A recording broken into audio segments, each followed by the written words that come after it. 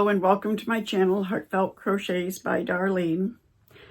So I figured that I would go ahead and talk about some crochet lingo, some terms that crocheters use, and some acronyms that are used that you may not know. There was a few that I didn't know, and I watched a few YouTube videos of a couple of other really good content creators. There's so many out there. And I saw these and it's like, you know what? I never really knew that there was a name to some of these things, and it made sense. So in case my viewers haven't seen any of those videos, I figured I would share. I was gonna do a crochet along video today, but I ended up having an appointment to have another steroid injection in my thumb, and no crocheting for me for a few days. That thumb is really sore. I don't know if you can sit. That shot really hurt. Let me tell you what, it's a good thing that I know that it works, because this is the second one, because if it didn't work, there is no way I would get another shot. So anyway, with that being said, I will return to doing a crochet with me at the beginning of next week. I have been working on some Halloween stuff. Can't wait to share those with you. All right, so let's go ahead with the crochet terms. Let me grab my paper to refer to. Okay, so I went in order on what I feel that I end up, how do I say, the terms that end up appearing more frequently in my crochet world is the order that I put them in. So the very first one is frog. If you don't know what frog means in crochet terms, it's when we make that lovely mistake and we just start ripping out our work, and things like the sound that a frog makes with the ribbit, ribbit, ribbit, they call it frogging. So that's the first one that I find I use most often in my crocheting, is frogging. The second one is notions. We all use notions because we all use, I was going to put this thumb up, but it's sore. We all use crochet hooks, scissors, yarn needles, stitch markers, and those are notions. I mean, there's other things used. Those are the things that are mostly used for crocheting, and you can refer to them as crochet tools as well, but the crochet term that is often used is notions. And then the lovely yarn barf. That is when you reach in to find the middle of the yarn strand and you pull it out and you just got this great big bunch of messy yarn that you now have to deal with. It's like the skein of yarn, they barfed it up, so it's called yarn barf.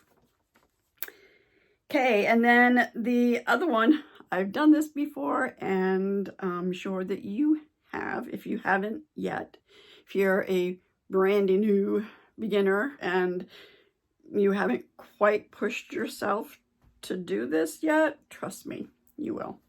This is called yarn chicken.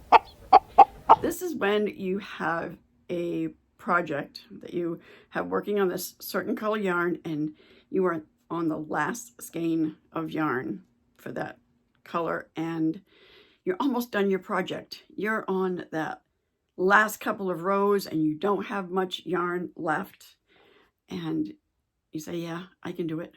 I can do it. I don't need to search for another color skein. I don't have to buy another skein. I can do it. I can make it. I can make it. You're playing yarn chicken.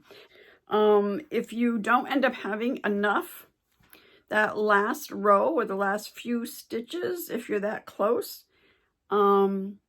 take it apart and just try going down a half a size or a size in your crochet hook for the remainder of that row of those stitches, or make your tension a little bit tighter so it'll go a little bit farther. So that's yarn chicken. I've played it a lot and I've lost a lot. Won a few, lost quite a few. And then number 5 of the crochet terms is Crojo. You ever wake up in the morning and you know that you have to finish this project for a birthday or a Christmas present, or to film a YouTube crochet along.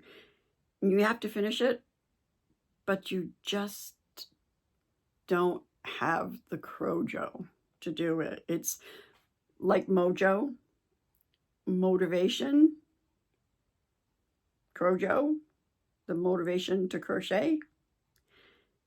I sometimes don't have the Crojo that I need, but let me tell you what, if you don't have that Crojo, pick up your yarn, pick up your hook, and start doing it anyway. I can almost guarantee that once you begin, you'll find your Crojo, especially if you love to crochet.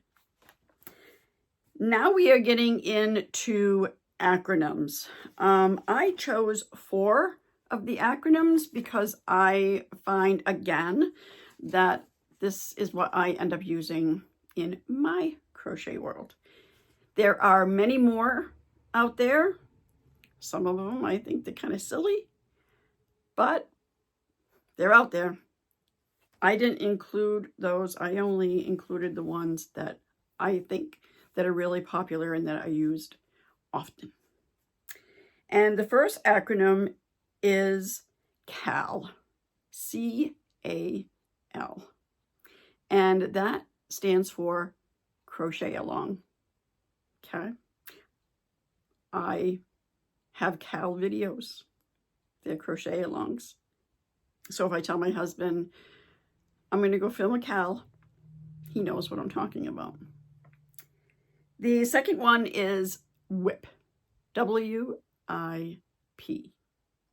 It is a work in progress. That's what I'm doing right now with my Halloween items that I am designing some patterns to put in my Etsy shop and to be able to do a CAL, crochet along with you. And right now that's still a WIP, work in progress.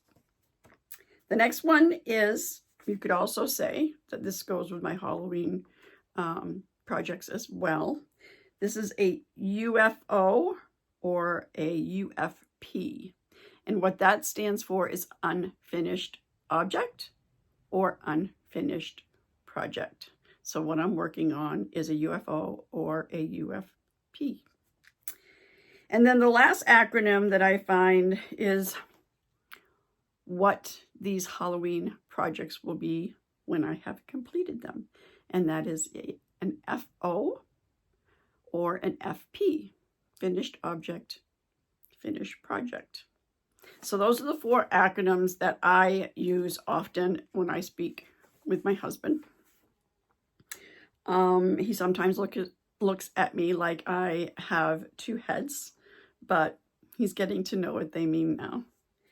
And then the last 2 things that I wanted to talk to you about, that is, it's not a term and it's not an acronym, but it's something that is used often in crochet if you're not exactly sure what the meaning is. And the first one is a swatch.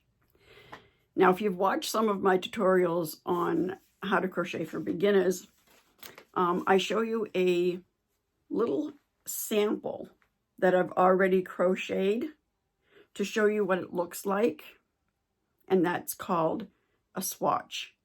It can be just a couple of rows, or it can be a big square. It's a sample of the work on what it's going to look like with a certain stitch and a certain yarn, and that's called a swatch. Just like when you get a swatch for curtains, or a swatch for upholstering furniture. I don't even think they do that anymore. But anyway, those are like swatches that you get. And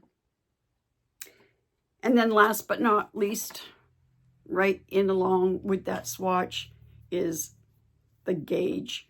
If you are making something that you have to wear, a hat, scarves, not so much, that doesn't matter, but a hat, a shawl, a pullover, a dress, slippers or socks. These are things that are going to require a certain measurement for a certain size if you want it to fit. Okay, so the gauge is a swatch that is in square inch. So say a 4x4. So how many stitches can you get in a 4-inch row? And then how many rows is it going to take to reach the 4 inches this way? So how many stitches, how many rows, and then match it along with the gauge that they say is recommended for the size that you want. And if you don't have enough stitches or enough rows to match the gauge for the size that they say that you'll need, then you'll know to adjust your hook size, either to a bigger size or to a lower size. So that's the gauge of a swatch. All right, so that was 11 things all together. I hope that you found these helpful, and if you did, please subscribe to my channel. Give me a thumbs up. Hit the notification bell. And please comment and let me know if there's other things that you use in your crochet world for terms and acronyms. Or if you have any questions at all, just throw them at me and I will do my best to answer them. And if I don't have the answer, I will research and give you the answer. All right, well, see you next time. Thanks for watching. Bye.